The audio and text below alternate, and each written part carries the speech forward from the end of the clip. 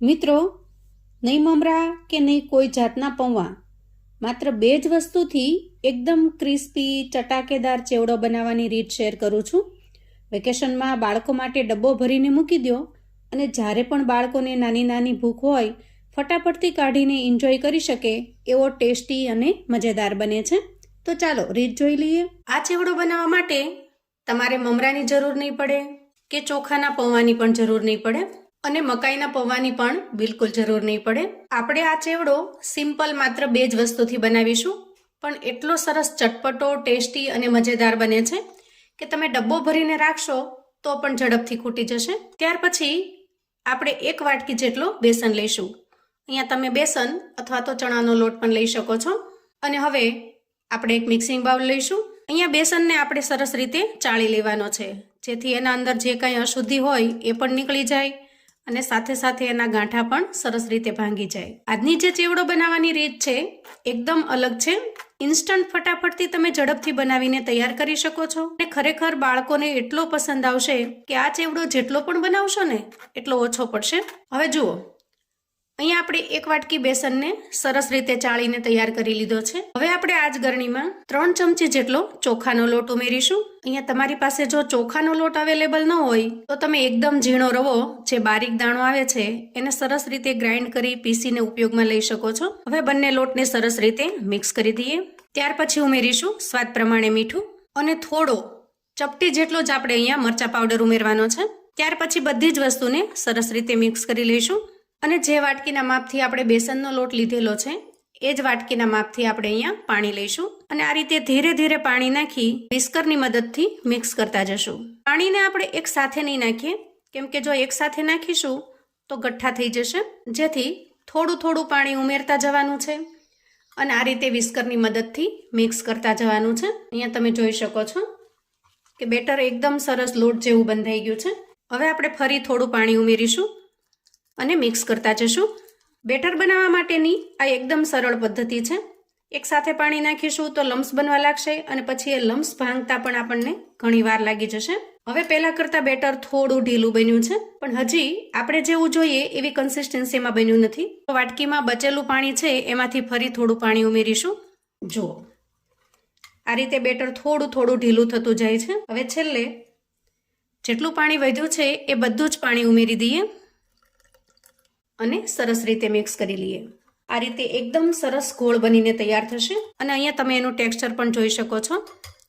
જુઓ, 1 વાટકી બેસનની સામે 1 વાટકી જેટલા પાણીનો આપણે ઉપયોગ કર્યો છે. તમારે ઘરમાં રહેલી કોઈ કટોરી, વાટકી કે કપને સેટ કરી દેવાનો, જેથી જ્યારે પણ બેટર બનાવો એકદમ પરફેક્ટ બનીને તૈયાર થશે. અહીંયા બેટરની અંદર આપણે ચોખાનો લોટ ઉમેર્યો છે, તો ચોખાના લોટને ફૂલવા માટે અંદાજે 4 થી 5 મિનિટનો સમય લાગે છે. તો આ રીતે બેટર તૈયાર કર્યા પછી ઢાંકણ ઢાંકીશું, બેટરને રેસ્ટ થવા દઈશું. ત્યાર પછી આપણે એક મિક્સિંગ બાઉલ લઈશું અને એમાં 2 ચમચી જેટલું લાલ મરચું પાવડર ઉમેરીશું, અડધી ચમચી શેકેલા જીરાનો પાવડર ઉમેરીશું અને 5 ચમચી સંચળ ઉમેરીશું.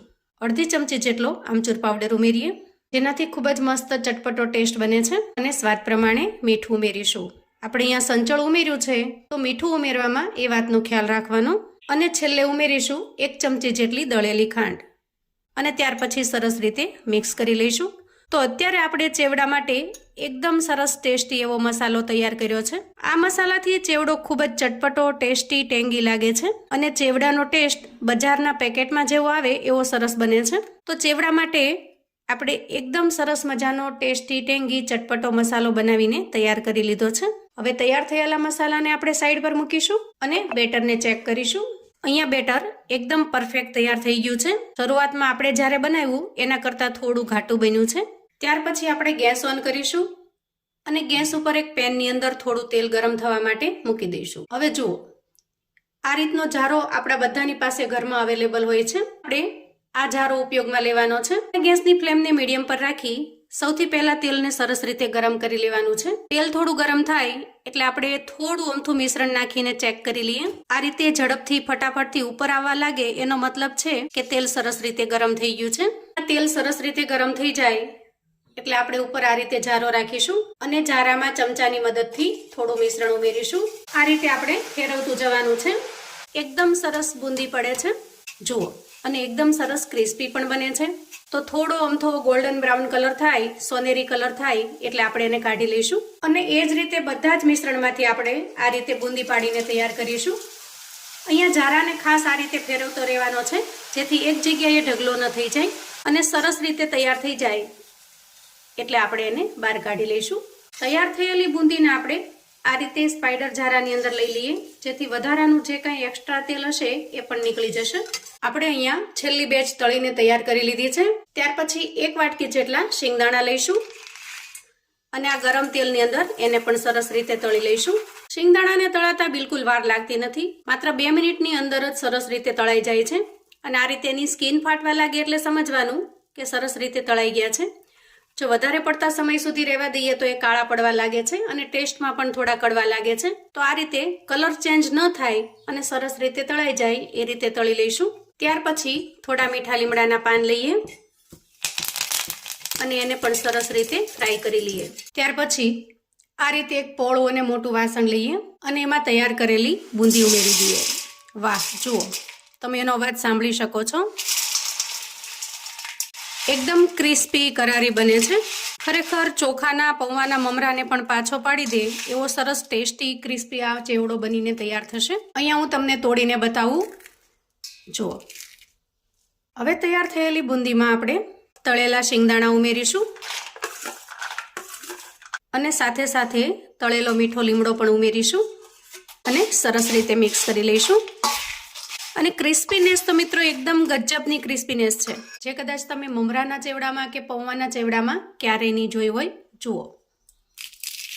જુઓ હવે આ રીતે તૈયાર થયા પછી આપણે એના અંદર ઉમેરીશું આપણો સિક્રેટ મસાલો, જેનાથી ચેવડો એકદમ સરસ મજાનો ટેસ્ટી, ચટપટો અને મજેદાર બનીને તૈયાર થશે. તો અત્યારે આ મસાલો હું 2 ચમચી જેટલો ઉમેરું છું. જો તમારે વધારે મસાલેદાર બનાવવું હોય, એકદમ વધારે ચટપટું, ટેસ્ટી અને ટેંગી બનાવવું હોય તો મસાલો વધારે ઉમેરવાનો અને ચેવડો થોડો અમથો હાથ અડાડી શકાય એટલો ગરમ હોય ત્યાં જ ઉમેરી દેવાનો, જેથી ઝડપથી મિક્સ થઈ જશે. એકદમ સ્વાદિષ્ટ, જોતાં જ આપણને ખાવાનું મન થઈ જાય એવો ટેસ્ટી લાગે છે. ખાસ કરીને અત્યારે વેકેશનના સમયમાં બાળકો ફ્રી હોય એટલે થોડું ચટર-પટર ચાલતું રહેતું હોય છે. વારે વારે નાની મોટી ભૂખની અંદર બાળકોને કશું ખાવા જોઈએ. તો આ રીતે ચેવડો બનાવી જો ડબ્બો ભરીને મૂકી દેશો તો જ્યારે પણ બાળકોને ભૂખ લાગે ફટાફટથી તમે પ્લેટમાં કાઢી અને આપી શકો છો. અને કંઈક નવું અને અલગ હોવાથી બાળકોને ખાવાની પણ ખૂબ જ મજા પડશે. આ રીતે કાચની કોઈ એરટાઇટ બરણી લઈ એક સાથે ડબ્બો ભરીને મૂકી દેશો તો લાંબા સમય સુધી આ ચેવડો એકદમ સરસ ક્રિસ્પી અને ક્રન્ચી રહેશે. અને વળી બાળકો તો શું, મહેમાન આવે તો પણ તમે આ ચેવડો પીરસી શકો છો. નવા ચેવડાનો ટેસ્ટ માણી ચોક્કસથી એ તમને આ ચેવડાની રેસિપી પૂછશે. તો આવું અવનવું જાણવા માટે અને મને સપોર્ટ કરવા માટે ચેનલ પર જો તમે નવા છો તો પ્લીઝ ચેનલને સબસ્ક્રાઇબ કરો. વિડીયો ગમે તો લાઈક અને શેર કરો. તમારા સગા સંબંધી મિત્રોને પણ આપણી આજની એકદમ અલગ રીતે બનાવેલા ચેવડાની રેસિપી ચોક્કસથી મોકલી આપજો, જેથી એ લોકો પણ બનાવીને તૈયાર કરી શકે, એન્જોય કરી શકે અને એના પરિવારને પીરસી શકે. કોમેન્ટમાં મને ચોક્કસથી જણાવજો મિત્રો કે આજની આ નવી રીતે બનાવેલા ચેવડાની રેસિપી તમને કેવી લાગી છે. ફરી મળીશું એક નવી રેસિપી સાથે. ત્યાં સુધી આવજો મિત્રો.